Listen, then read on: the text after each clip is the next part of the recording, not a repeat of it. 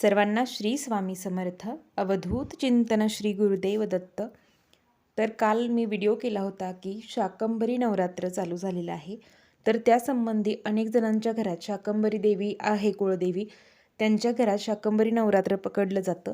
तर आपल्या इकडं पकडलं जात नाही, तरी देखील आपल्याला केंद्रातून सेवा दिली जाते. कारण की आपली कुळदेवी, आपला कुळदेव यांची सेवा घडणं हे खूप गरजेचं आहे. जशी महाराजांची आपण नित्यसेवा करत असतो, त्याच पद्धतीने आपल्या आई आणि वडिलांची सेवा ही आपल्या हातून घडावी, यासाठी हे नवरात्र आहे. आता चैत्र नवरात्र असेल, शारदीय नवरात्र असेल, तर आपल्या हातून खूप सुंदर अशा सेवा घडतात. कुंकुमार्चन असेल, दुर्गा सप्तशतीचे पाठ असतील, सामूहिक सेवा असेल, चंडीयाग असेल, किंवा तुम्ही अगदी कोणत्याही बाकीच्या सेवा देवीच्या करत असाल, तर त्या सेवा आपल्या हातून घडत असतात. तर जशी महाराजांची नित्यसेवा करतो, तशीच आपल्या आईची सेवा करणंही गरजेचं आहे.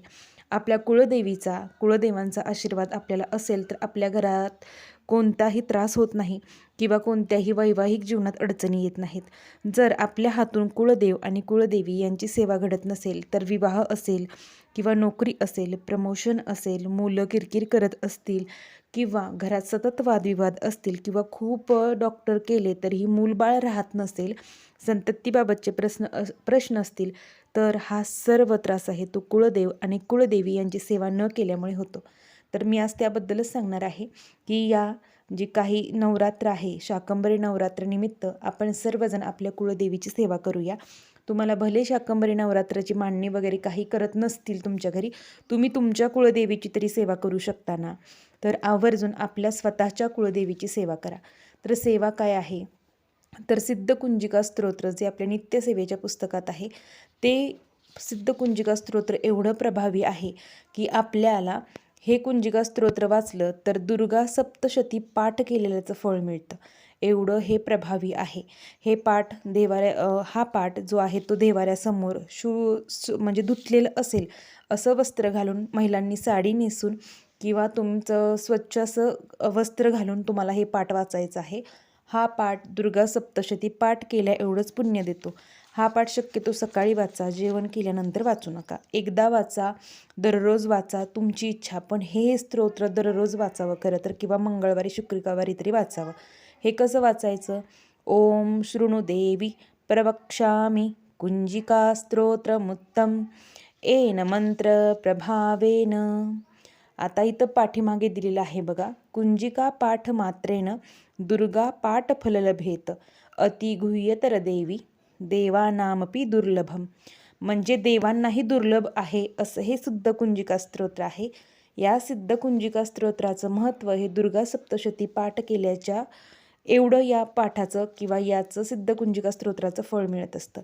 तर आपल्याला काय करायचं आहे, तर हे सिद्धकुंजिका स्तोत्र वाचन करायचं आहे. त्यांना सिद्धकुंजिका स्तोत्र जर तुमच्याकडे नित्यसेवेचं पुस्तक नसेल, तर अर्गला स्तोत्रम, देव्या कवच, जे दुर्गा सप्तशती पाठात आहेत त्याचं तुम्ही वाचन करू शकता. तुम्हाला शक्य नाही की मला पाठ करणं शक्य नाही, त्यांनी कमीत कमी एक तरी पाठ करा. म्हणजे क्रमश 2-2 अध्याय वाचले तर तुमचं 7 दिवसात एक पाठ होऊन जाईल. तर एक पाठ तरी करा. जर काही शक्य नाही तर सिद्धकुंजिका स्तोत्र आवर्जून वाचा. सिद्धकुंजिका स्तोत्रही तुम्हाला वाचायचं नसेल तर अर्गला स्तोत्र आहे, देव्या कवच आहे, किंवा यापेक्षा साधी सोपी सेवा हा एक मंत्र कायम जप करत जा. मंगळवारी शुक्रवारी कोणता, तर नवार्णव मंत्र जो आपल्या नित्यसेवेच्या पुस्तकात आहे. ओम ऐं ह्रीं क्लीं चामुंडाय विच्चे हा नवार्णव मंत्र आहे, जो 3.5 शक्तिपीठांना लागू होतो. श्री महाकाली, महालक्ष्मी, महासरस्वती, राजराजेश्वरी, आईसाहेब, अंबा माता की. अंबा माता म्हणजे सर्व देवांना, म्हणजे सर्व देवींना, आपली तुमची कोणतीही कुळदेवी असो, तुळजाभवानी असो, सप्तशृंगी असो, रेणुकादेवी असो, महालक्ष्मी असो किंवा अन्य कोणती असो, तर त्या सर्व कुळदेवींना हा मंत्र लागू होतो. तर या मंत्राचा तुम्ही कमीत कमी 108 वेळा तरी या 7 दिवसात जप करा. प्रत्येक मंगळवारी किंवा शुक्रवारी तुमच्या हातून आपल्या कुळदेवीची सेवा घडलीच पाहिजे. महाराजांच्या सेवेसोबत ही सेवा अतिशय महत्त्वाची आहे. त्यामुळे सर्वांनी या मंत्राचा जास्तीत जास्त जप करा. आणि सेवा करणं महत्त्वाचं आहे. सेवा केल्यानंतर तुम्हाला अनुभव आल्याशिवाय राहणार नाही. माझाच अनुभव मी लवकरच दुर्गा सप्तशती पाठांबद्दल सांगणार आहे. तर तोही नक्की पहा. मला दुर्गा सप्तशती पाठानं खूप काही दिलं. विस्कटलेलं घर पुन्हा एकत्र झाले. म्हणजे अगदी रुपया नव्हता खिशात अशी कंडिशन होती.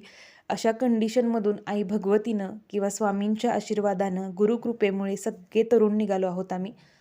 तर ही सेवा किंवा हा अनुभव मी लवकरच शेअर करेन तुमच्या सगळ्यांच्या सोबत. महाराजांची इच्छा असेल तर ते सांगून घेतीलच. तर सर्वांना माझी विनंती आहे की हे नवरात्रीचे काही दिवस आहेत, त्यामध्ये तुम्ही आई भगवतीची सेवा करा. तुमच्या स्वतःच्या कुळदेवीची सेवा करा. जास्तीत जास्त कुळदेव आणि कुळदेव यांची गुरूंसोबत सेवा करा. झालेली सेवा महाराजांच्या रुजली.